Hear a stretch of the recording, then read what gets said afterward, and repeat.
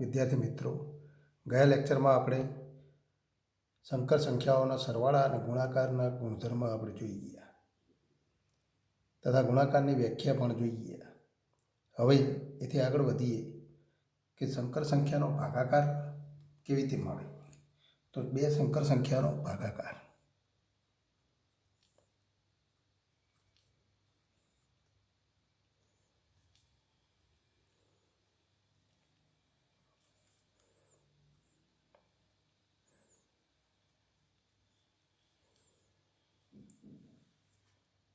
તો ધારો કે Z2 એ શૂન્યેતર સંકર સંખ્યાઓ હોય.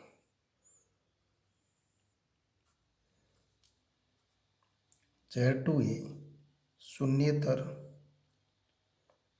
સંકર સંખ્યાઓ હોય.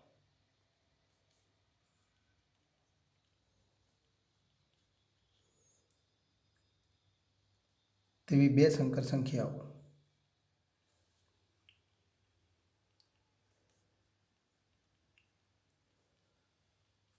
Z1 અને Z2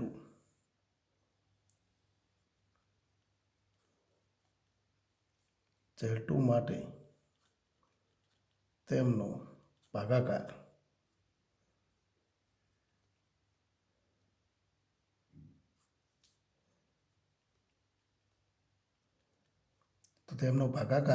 આપણે આ પ્રમાણે વ્યાખ્યાયિત કરી શકીએ કે Z1 અપોન Z2 તો આ સંકેત વડે દર્શાવાય અને એ નીચે પ્રમાણે વ્યાખ્યાયિત થાય.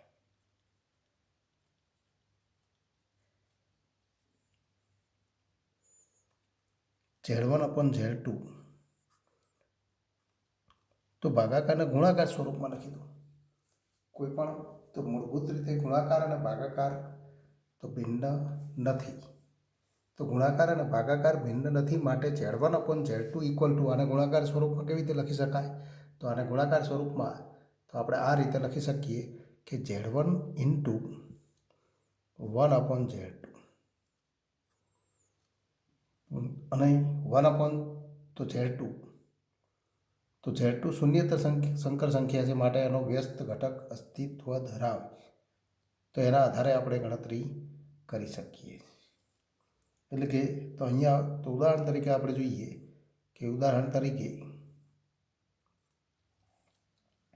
કે Z1 ઇક્વલ ટુ 3 - 2i અને Z2 ઇક્વલ ટુ 1 - i લઈએ તો Z2 is not equal two શૂન્ય સંકર સંખ્યા અને માટે તો Z1 અપોન Z2 અને ઇક્વલ ટુ તો 3 - 2i અપોન 1 - i અને equal two 3 - 2i into 1 upon 1 - i પણ 1 અપોન 1 - i તો 1 - iનો ની વ્યસ્ત સંકર સંખ્યા પણ એ વ્યસ્ત સંકર સંખ્યા આપણે જાણીએ છીએ 3 - 2i ફરી a પ્લસ તો અહીંયા આપણે જાણીએ છીએ કે a પ્લસ bi એની વ્યસ્ત સંકર સંખ્યા a upon a square plus b square plus i into minus b upon a square plus b square. તો અહીંયા a ઇક્વલ ટુ 1 અને b ઇક્વલ ટુ -1 માટે આપણે લખી શકીએ a અપોન એટલે કે 1 upon a square plus b square 1નો સ્ક્વેર પ્લસ -1નો સ્ક્વેર એટલે કે 1નો સ્ક્વેર પ્લસ 1નો સ્ક્વેર એટલે કે 2 આપણે લખી શકીએ 1 પ્લસ -1નો સ્ક્વેર પ્લસ આપણે લખી શકીએ i ઇન્ટુ માઇનસ બી એટલે કે 1 અપોન ફરી a square plus b square એટલે કે 1નો સ્ક્વેર પ્લસ -1નો સ્ક્વેર. તો આ પ્રમાણે આપણે બીજી સંકર સંખ્યા એટલે કે આની વ્યસ્ત સંકર સંખ્યા મેળવી શકીએ અને ઇક્વલ ટુ તો 3 - 2i ત્યારબાદ આ સંકર સંખ્યાનો તો ગુણાકાર કરીશું એટલે કે આ બે સંકર સંખ્યાના ગુણાકારથી જે પરિણામ મળે એટલે કે ભાગાકારને આપણે ગુણાકાર સ્વરૂપમાં લખીને ગણતરી કરવાની છે. તો 1 અપોન 2 પ્લસ તો 1 અપોન 2 ઇન્ટુ i તો 1 અપોન 2 ઇન્ટુ i અને ઇક્વલ ટુ 1 અપોન 2 સામાન્ય લઈ લઈએ તો આપણે લખી શકીએ 1 અપોન 2 3 - 2i ઇન્ટુ તો ફરી આપણે લખી શકીએ 1 પ્લસ i ફરી બે સંકર સંખ્યાનો ગુણાકાર કરો તો 1 અપોન 2 ફરી આ બે સંકર સંખ્યાનો ગુણાકાર તો ગુણાકારની વ્યાખ્યાથી તો a into c minus b into D તો 3 ઇન્ટુ 1 એટલે કે તો આપણે લખી શકીએ 3 માઇનસ બી ઇન્ટુ ડી, પણ બી એટલે કે -2 અને ડી ઇક્વલ ટુ 1, ગુણાકાર -2 થાય તો 3 + 2 પ્લસ આઈ ઇન્ટુ ફરી એ ઇન્ટુ તો ડી, તો અહીંયા એડી માઇનસ બીસી આપણે લખી દીધા. હવે એ ઇન્ટુ સી, તો એ ઇન્ટુ સી માઇનસ બી ઇન્ટુ ડી આપણે ગણતરી કરી દીધી. હવે એડી પ્લસ બીસી એટલે કે પહેલો ત્રીજો ઘટક એનો ગુણાકાર તો 3 પ્લસ બી ઇન્ટુ ડી, આ બંનેનો ગુણાકાર -2 એટલે કે 3 - 2 ઇન્ટુ આઈ, અને ઇક્વલ ટુ, તો આ બંનેનો ગુણાકાર આપણે મેળવી દીધો તો ઇક્વલ ટુ 1/2 5 પ્લસ 3 - 2 એટલે કે 5 પ્લસ આઈ. તો આ માગેલી સંકર સંખ્યા થાય, અને આપણે આ પ્રમાણે લખી શકીએ 5/2 પ્લસ આઈ ઇન્ટુ 1/2 અથવા 1/2 ઇન્ટુ આઈ. તો આ બે સંકર સંખ્યાનો ભાગાકાર આ રીતે વ્યાખ્યાયિત કરી શકાય. પણ ભાગાકાર મેળવવા માટે માત્ર આ જ રીત નથી, પણ બીજી પણ રીત છે. તો એ આપણે આ પછીના ટોપિકમાં તો એ વ્યાખ્યાનો અર્થ પણ આપણે જોઈશું. પણ અત્યારે જે ભાગાકારની વ્યાખ્યા આપણે વ્યાખ્યાયિત કરીએ છીએ, તો આ રીતે આપણે ભાગાકાર વ્યાખ્યાયિત કરીશું. હવે આપણે જોઈએ કે સંકર સંખ્યા આઈ એ વિશિષ્ટ સંકર સંખ્યા. તો સંકર સંખ્યા આઈના કાર, ક્યારેક આપણે સંકર સંખ્યા જો યોગ્ય સ્વરૂપમાં એટલે કે એ પ્લસ બીઆઈ સ્વરૂપે ના આપેલી હોય, પણ એકથી વધુ સંકર સંખ્યાના ગુણાકાર સ્વરૂપે આપણને આપેલી હોય, ક્યારેક આઈના ઘાત સ્વરૂપે આપેલી હોય તેને, તો એ પ્રમાણિત સ્વરૂપમાં આપણે લખી શકીએ. આઈના ઘાત, તો એના માટે આપણે જોઈએ કે i⁻1 અને ઇક્વલ ટુ તો આઈ. ત્યારબાદ બીજું પદ લખીએ આઈનો સ્ક્વેર, પણ i² ઇક્વલ ટુ -1 આપણે જાણીએ છીએ. ત્રીજું પરિણામ લખીએ i³, તો i³ equal to i² into આઈ, પણ i² ઇક્વલ ટુ -1 તો -i, અને એ જ રીતે i⁴ તો i² નો પણ વર્ગ, તો -1 નો વર્ગ એટલે કે ઇક્વલ ટુ 1. એનો અર્થ કે આપણને તો i-1, તો i-1 -i અને 1 આવા 4 પરિણામો મળે.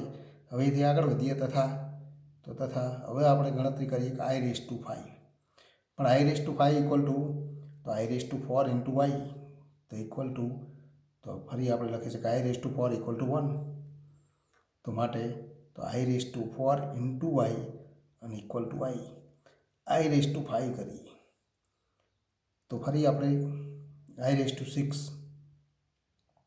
તો એની ગણતરી કરીએ તો i³ નો વર્ગ, તો -i નો વર્ગ, તો માઇનસ માઇનસ પ્લસ થઈ જાય i² એટલે કે -1, તો ઇક્વલ ટુ -1. આ જ રીતે i⁷ મેળવવામાં આવે તો i⁶ ઇન્ટુ આઈ, તો -i, અને એ જ રીતે i⁸ મેળવવામાં આવે તો i⁷ ઇન્ટુ આઈ, તો -i² એટલે કે તો ફરી માઇનસ પ્લસ 1 થઈ જાય, i² ની કિંમત લખતા તો 1 મળે. પણ અહીંયા આપણે અગાઉના પદનો ઉપયોગ કરીએ તો ગણતરી સરળ થાય. i⁴ તો i⁴ ઇન્ટુ આઈ, i⁴ એટલે કે 1 ઇન્ટુ આઈ, i⁶ તો i⁵ ઇન્ટુ આઈ, i⁵ એટલે કે i² એટલે કે -1, i⁷ તો i⁶ ઇન્ટુ આઈ, તો -i, i⁸ તો i⁷ ઇન્ટુ આઈ, તો -i². આમ તો આપણે લખી શકીએ કે -i² અને ઇક્વલ ટુ 1. i² ની કિંમત લખીએ તો ફરી તો -1 મળે, આગળ ચિહ્ન માઇનસ છે માટે +1. આ જ રીતે જો i⁹ લેવામાં આવે તો i⁸ ઇન્ટુ આઈ એટલે કે તો i⁸ ઇન્ટુ આઈ અને ઇક્વલ ટુ આઈ. i⁻10 લેવામાં આવે તો i⁹ ઇન્ટુ આઈ, તો i² અને ઇક્વલ ટુ તો -1, તો i² ઇક્વલ ટુ -1.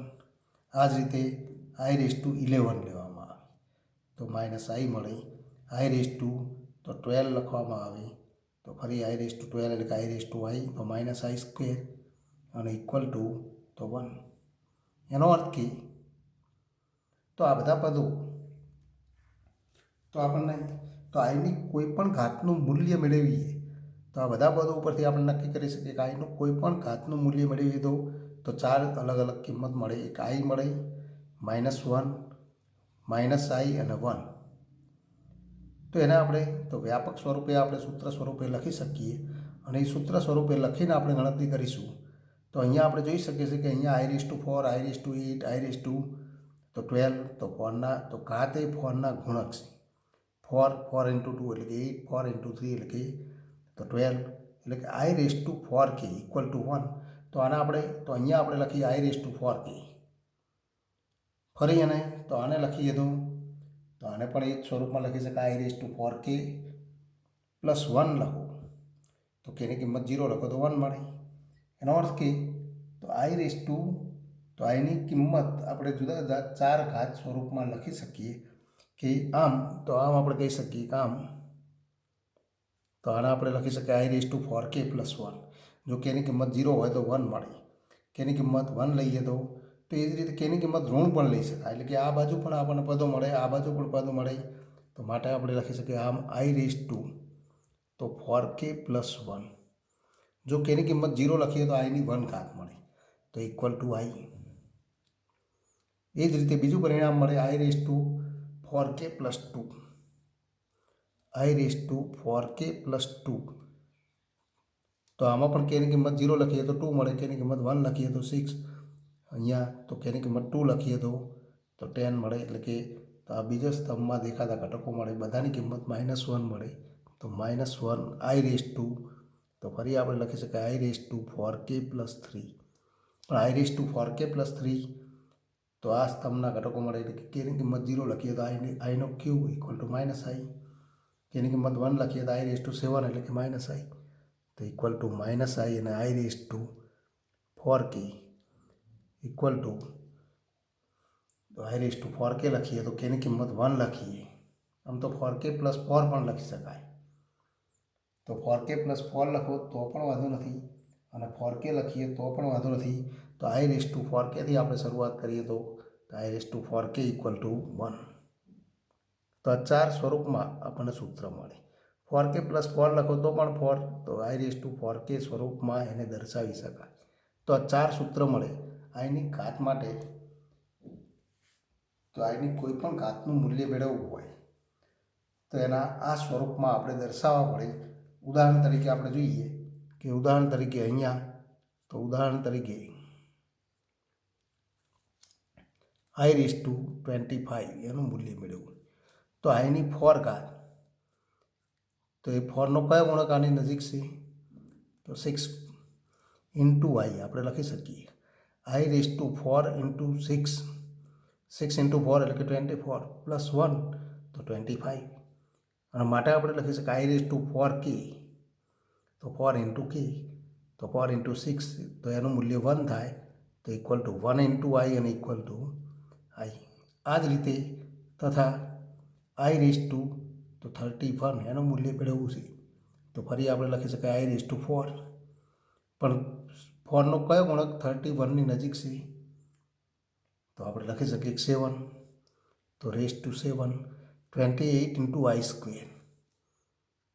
તો 7 × 4 એટલે કે 28 + 2 એટલે કે 30 તો અહીંયા +3 કરો તો i² × i. તો આપણે આ સ્વરૂપે લખી શકીએ. ફરી તો 4k એટલે કે 1 i² તો -1 અને આ × i અને = -i.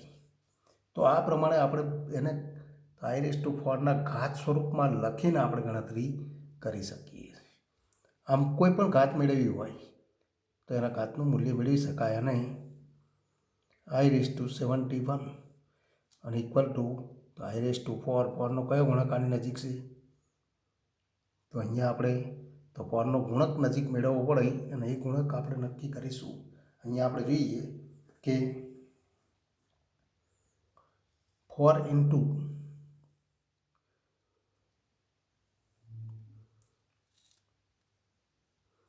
17 × 4 એટલે કે તો 68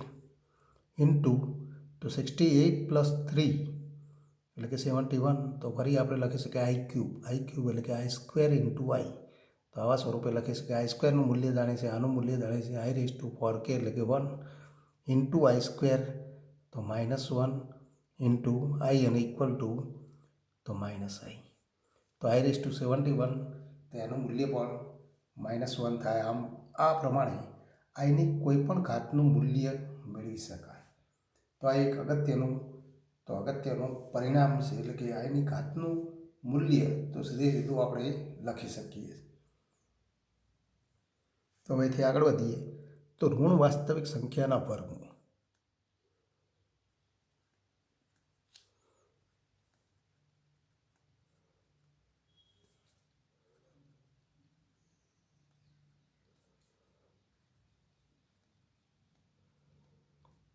સંકર સંખ્યા સ્વરૂપે મળે, કારણ કે આપણે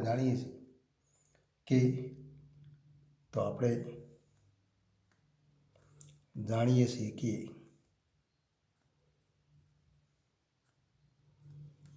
આઈ સ્ક્વેર ઇક્વલ ટુ -1 અને માટે તો વર્ગમૂળમાં -1 ઇક્વલ ટુ આઈ. એ જ રીતે તથા આપણે લખી શકીએ -i નો વર્ગ કરો તો પણ તો માઇનસ પ્લસ થઈ જાય, આઈ સ્ક્વેર જ થાય. આઈ સ્ક્વેર ઇક્વલ ટુ તો -1, તો આઈ સ્ક્વેર ઇક્વલ ટુ -1 અને માટે તો વર્ગમૂળમાં -1 ઇક્વલ ટુ -i પણ મળે. એનો અર્થ કે તો એટલે કે આપણે લખી શકીએ એટલે કે વર્ગમૂળમાં -1 ઇક્વલ ટુ તો પ્લસ ઓર માઇનસ તો i થાય. પરંતુ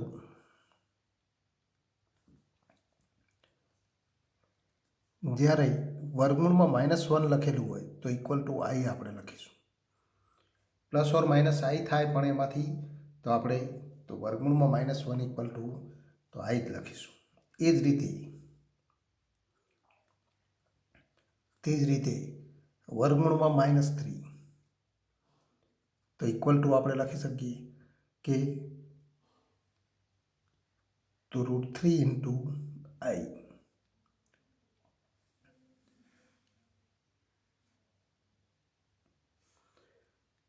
તો અહીંયા પણ તો આપણે ધન ચિહ્ન પસંદ કરીશું, કારણ કે આપણે લખી શકીએ કારણ કે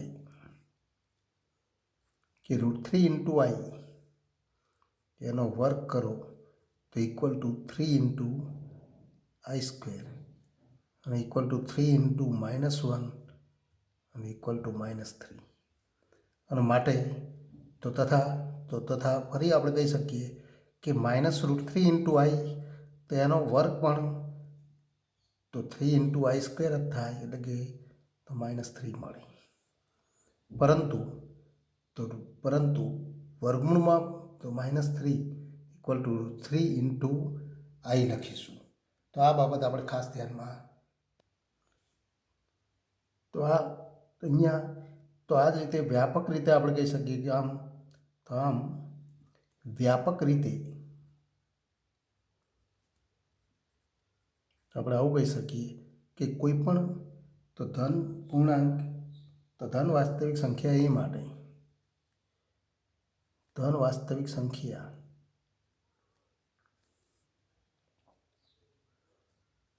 માટે વર્ગમૂળમાં -a આપણને આપેલું હોય અને ઇક્વલ ટુ તેને આપણે આ પ્રમાણે લખીશું વર્ગમૂળમાં a ઇન્ટુ આઈ. એનું તો ચિહ્ન ધન જ લઈશું, એ પણ ખાસ ધ્યાનમાં રાખીશું. એ ઉપરાંત તો કેટલાક પરિણામો આપણે તો અગાઉ પણ જાણીએ છીએ. વર્ગમૂળના એટલે કે ઘાતમૂળ માટેના કેટલાક ગુણધર્મ આપણે જાણીએ કે દરેક ધન વાસ્તવિક સંખ્યા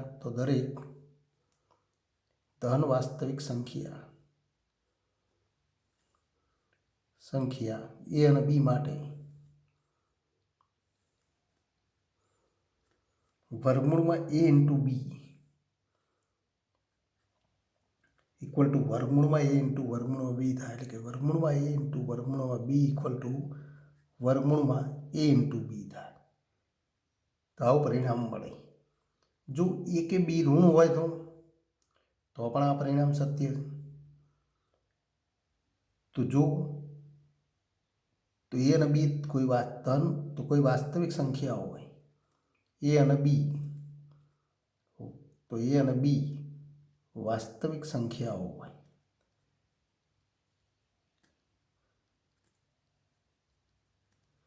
તથા જો એ ગ્રેટર દેન 0 અને બી લેસ દેન 0 અથવા એ લેસ દેન 0 અને બી ગ્રેટર દેન 0, એટલે કે એ અને બી વિષમ ચિહ્ન હોય.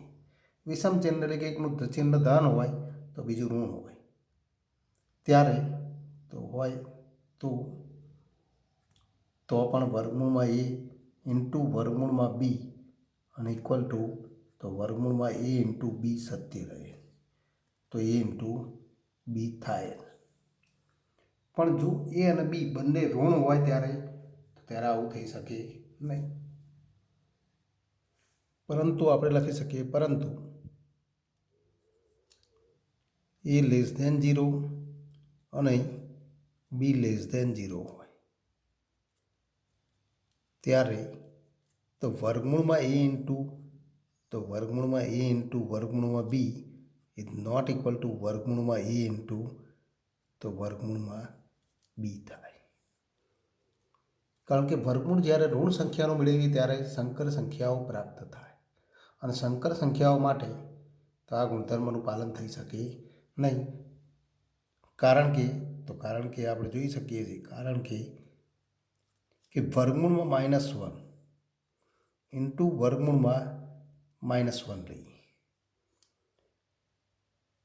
પણ વર્ગમૂળમાં -1 ઇન્ટુ વર્ગમૂળમાં -1 તો ઇક્વલ ટુ આઈ ઇન્ટુ આઈ અને ઇક્વલ ટુ આઈ સ્ક્વેર અને ઇક્વલ ટુ -1 થાય. પણ ફરી આપણે લખીએ કે તો માટે -1 ઇક્વલ ટુ વર્ગમૂળમાં -1 ઇન્ટુ વર્ગમૂળમાં -1 અને ઇક્વલ ટુ, હવે આપણે ગણતરી કરીએ તો ઇક્વલ ટુ વર્ગમૂળમાં એ ઇન્ટુ બી, આ બંનેનો ગુણાકાર કરો તો વર્ગમૂળમાં એ ઇન્ટુ બી એટલે કે -1 ઇન્ટુ -1, તો આ બંનેનો ગુણાકાર કરીએ તો ઇક્વલ ટુ તો વર્ગમૂળમાં 1 મળે, અને વર્ગમૂળમાં 1 મળે તો ઇક્વલ ટુ 1, અને માટે -1 ઇક્વલ ટુ 1 મળે. તો આમ -1 ઇક્વલ ટુ 1 તો જે શક્ય નથી, કારણ કે વર્ગમૂળમાં એ ઇન્ટુ વર્ગમૂળમાં B is not equal to વર્ગમૂળમાં એ ઇન્ટુ વર્ગમૂળમાં એ ઇન્ટુ બી. તો આ ગુણધર્મનો આપણે તો અહીંયા ખોટી રીતે ઉપયોગ કરીએ, માટે તો આ ગુણધર્મ આપણે ધ્યાનમાં તો રાખીશું. હવે તો આપણે જોઈએ કેટલાક નિત્યસમ. કેટલાક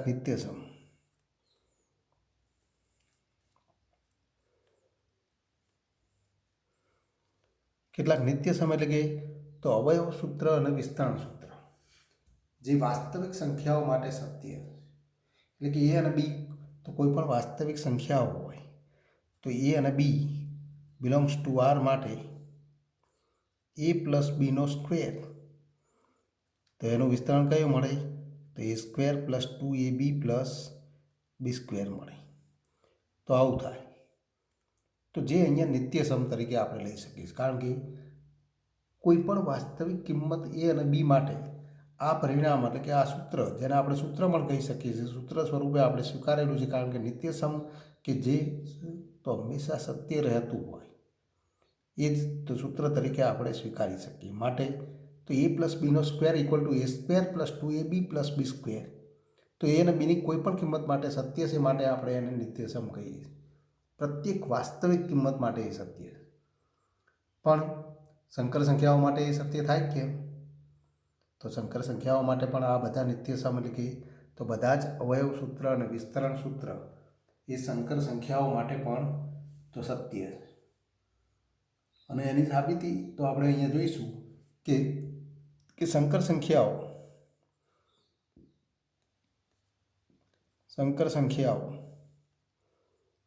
Z1 અને Z2 માટે Z1 પ્લસ Z2નો સ્ક્વેર, તો આનું મૂલ્ય મેળવવું, પણ Z1 પ્લસ Z2નો સ્ક્વેર તો એનું મૂલ્ય મેળવવા માટે તો ફરી આપણે લખી શકીએ Z1 plus Z2 into Z1 plus Z2, કોઈપણ સંખ્યાનો વર્ગ એનો વર્ગ એટલે કે એ ઇન્ટુ એ, તો Z1 પ્લસ Z2નો સ્ક્વેર એટલે કે Z1 plus Z2 into Z1 plus Z2. અને વિભાજનના નિયમનો ઉપયોગ કરીએ તો Z1 ઇન્ટુ તો Z1 plus Z2 plus Z2 into તો Z1 પ્લસ Z2. ગુણાકાર દ્વારા તો ફરી વિભાજન કરો, વિભાજનનો નિયમનો ફરીથી ઉપયોગ કરો તો Z1 ઇન્ટુ Z1 એટલે કે Z1 square plus Z1 into Z2 plus Z2 into Z1 plus Z2 square. પણ ક્રમના નિયમથી Z1 into Z2 equal to Z2 into Z1, તો માટે Z1 સ્ક્વેર પ્લસ 2 ટાઈમ્સ તો Z1 into Z2 plus Z2 square. કારણ તો ક્રમનો નિયમ આપણે લખી શકીએ ક્રમના નિયમથી. તો ક્રમના નિયમથી આપણે કહી શકીએ કે આ પરિણામ લખી શકાય. અને માટે તો આમ આપણે કહી શકીએ કે આમ Z1 પ્લસ Z2નો સ્ક્વેર અને ઇક્વલ ટુ તો Z1 સ્ક્વેર પ્લસ 2 ટાઈમ્સ તો Z1 into Z2 plus Z2 square. તો આ પરિણામ વાસ્તવિક સંખ્યાઓ માટેના જે તો વિસ્તરણ સૂત્ર છે એને અનુરૂપ. તે જ રીતે બીજા કેટલાક સૂત્ર પણ તો સંકર સંખ્યાઓ માટે તો સત્ય થાય. એટલે કે Z1 માઇનસ Z2નો સ્ક્વેર કરો તો ઇક્વલ ટુ તો એ માઇનસ બીનો વર્ગ. તો એવું જ વિસ્તરણ અહીંયા કરી શકાય Z1 square minus 2 Z1 into Z2 plus Z2 square. તથા આપણે કહી શકીએ કે Z1 square minus Z2 square, તો એના બે અવયવ લખી શકાય Z1 minus Z2 into Z1 plus Z2. તો અવયવ સૂત્ર પણ સત્ય છે. અવયવ સૂત્ર વિરુદ્ધ સ્વરૂપે લખો તો વિસ્તરણ સૂત્ર. આ બંનેનો ગુણાકાર કરો તો આ પદ મળે. તથા Z1 પ્લસ Z2નો ક્યુબ અને ઇક્વલ ટુ તો Z1 cube plus 3 times Z1 into તો Z2 Z1 square into Z2 plus તો 3 ટાઈમ્સ Z1 ઇન્ટુ તો Z2નો સ્ક્વેર પ્લસ Z2નો ક્યુબ તો પ્લસ Z2નો ક્યુબ. તો આ વિસ્તરણ સૂત્ર પણ સત્ય છે. તથા તો ફરી આપણે લખી શકીએ Z1 માઇનસ Z2નો ક્યુબ. તો આનું વિસ્તરણ સૂત્ર પણ આપણે જાણીએ છીએ કે Z1 cube minus 3 times Z1 square into Z2 તો 3 times Z1 square into Z2. એક ચિહ્ન તો અહીંયા જેવું વિસ્તરણ મળે એવું જ વિસ્તરણ મળે, પણ ચિહ્ન બદલાય. માઇનસ હોય ત્યારે પહેલું પદ પ્લસ, બીજું પદ માઇનસ, ત્રીજું પદ પ્લસ, તો ફરી પ્લસ 3 ટાઈમ્સ Z1 ઇન્ટુ Z2નો સ્ક્વેર. તો ત્રીજું પદ પ્લસ હોય તો ચોથું પદ ફરી તો માઇનસ થાય એટલે કે Z2નો ક્યુબ. તો આ બધા જ પરિણામો પણ અહીંયા તો સંકર સંખ્યાઓ માટે પણ આપણે ઉપયોગ કરી શકીએ. હવે તો ઉદાહરણના તો દાખલાઓ જોઈશું. તો હવેથી આગળ વધીએ. ઉદાહરણ નંબર 2. નીચેની સંકર સંખ્યાઓને a પ્લસ bi સ્વરૂપે દર્શાવો. a પ્લસ bi એટલે કે સંકર સંખ્યાનું આ પ્રમાણિત સ્વરૂપ, તો એ સ્વરૂપે દર્શાવો. કોઈ વાર આપણને આપેલું સંકર સંખ્યાને પ્રમાણિત સ્વરૂપે દર્શાવો તો a પ્લસ bi, તો એ સ્વરૂપે દર્શાવો. અને આપણે z કહીએ તો અહીં આપણને આપેલું છે કે અહીં z ઇક્વલ ટુ, તો એનો જવાબ આપણે લખીશું આન્સર કે z equal to minus 5i into 1/8 into i. ગુણાકાર છે માટે તો માઇનસ તો 5 ઇન્ટુ 1/8 એટલે કે minus 5/8 into i square.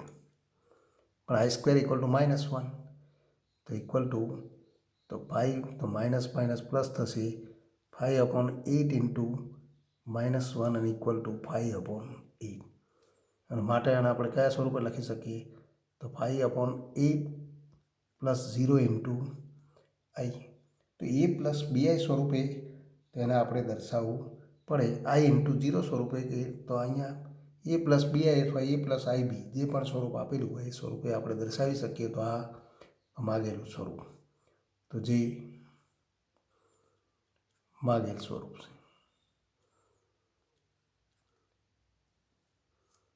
Number 2, તો એક્ઝામ્પલ ઉદાહરણ 2માં નંબર 2 જોઈએ.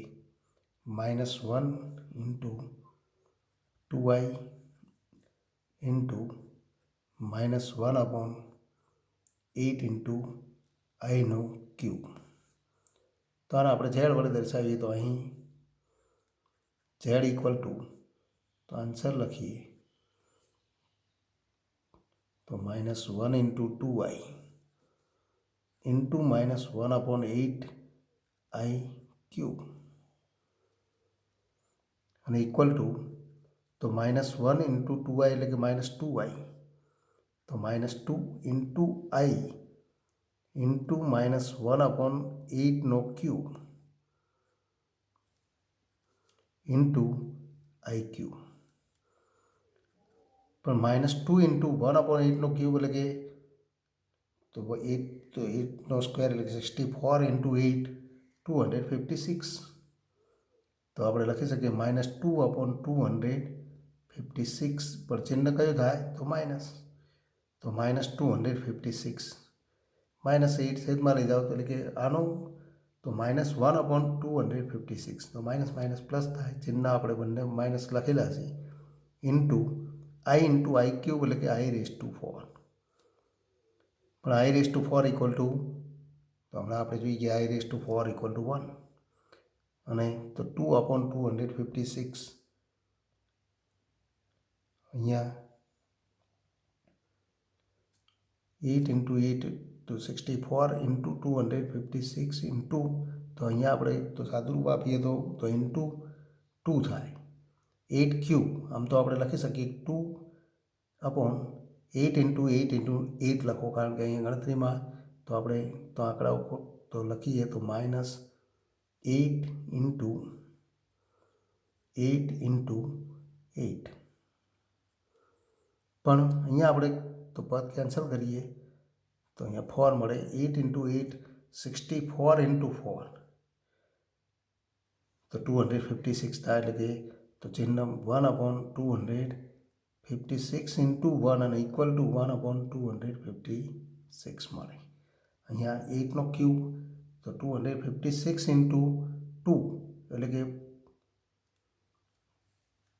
તો 512 થાય, કારણ કે 8નો ક્યુબ એટલે કે 2�6 એટલે કે 512, તો 512 લખવાના છે. એટલે કે આને આપણે આ રીતે લખી શકીએ, બીજી રીતે કે -2/-500 તો 12 इंटू i ક્યુબ i⁴. પણ અહીંયા સાદું રૂપ આપીએ તો 1 તો 256 મળશે. નંબર 3, અહીંયા આપણને તો 2 એક્ઝામ્પલ આપેલા છે, એથી આગળ વધીએ તો ઉદાહરણ નંબર 4. તો ઉદાહરણ 4 આપણે જોઈએ. તો ફરી આગળ વધીએ તો આ સંકર સંખ્યાને a પ્લસ ib સ્વરૂપે દર્શાવો. તો અહીં આપણે લખી શકીએ કે અહીં z ઇક્વલ ટુ -√3 પ્લસ વર્ગમૂળમાં -2 2√3 માઇનસ i.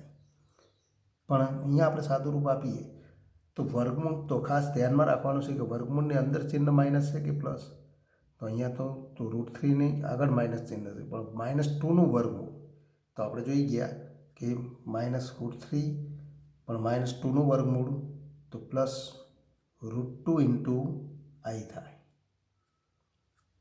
અને 2√3 માઇનસ i. બે સંકર સંખ્યાનો ગુણાકાર, તો ગુણાકારની વ્યાખ્યાથી તો આપણે ગણતરી કરીએ તો બે સંકર સંખ્યાનો ગુણાકાર કરીએ તો a इंटू તો c minus b into d, તો -√3 इंटू 2√3 તો √3 इंटू √3 એટલે કે 3, 3 इंटू 2 એટલે કે 6, પણ ચિહ્ન કયું તો માઇનસ, તો -6. a into c minus b into d, તો ફરી √2 इंटू 1 -1 તો -√2, પણ ફરી ચિહ્ન પ્લસ તો +√2, તો -6 + √2,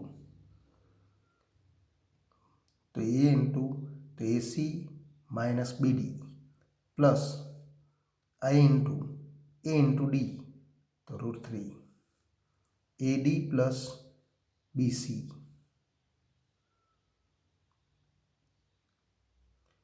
તો અહીંયા આપણે સૂત્ર જોઈ ગયા એ પ્રમાણે તો આપણે તો ગણતરી કરીએ તો બી ઇન્ટુ સી એટલે કે તો ફરી આપણે કહી શકીએ 2 ઇન્ટુ √2 × √3 એટલે કે 2 ઇન્ટુ √6. તો અહીંયા આપણે કહી શકીએ પ્લસ 2 ઇન્ટુ √6. તો આ માગેલું સ્વરૂપ થાય એટલે કે તેને આપણે આ સ્વરૂપે દર્શાવી શકીએ a plus B into I અથવા આઈ ઇન્ટુ બી સ્વરૂપે આપણે દર્શાવી શકીએ. પણ હજુ પણ અહીંયા આપણે √3 સામાન્ય લેવા હોય તો લઈ શકીએ એટલે કે તો અહીંયા તો √2 પણ સામાન્ય લઈ શકાય પણ એને સામાન્ય નહીં લઈએ તો આપણે લખી શકીએ કે -6 પ્લસ √2 અથવા √2 - 6 જે પ્રમાણે લખવું હોય -6 પ્લસ √2 પ્લસ આઈ ઇન્ટુ √3 સામાન્ય લો તો આપણે લખી શકીએ 1 પ્લસ 2 ઇન્ટુ √2. તો આ સ્વરૂપે પણ લખી શકાય અને આ સ્વરૂપ લખો તો પણ કોઈ વાંધો નથી. તો જે માગેલ એ પ્લસ આઈ બી સ્વરૂપ. તો સંકર સંખ્યાને એના પ્રમાણિત સ્વરૂપમાં અથવા એ પ્લસ આઈ બી સ્વરૂપે કેવી રીતે દર્શાવી શકાય એ ખૂબ મહત્વનું.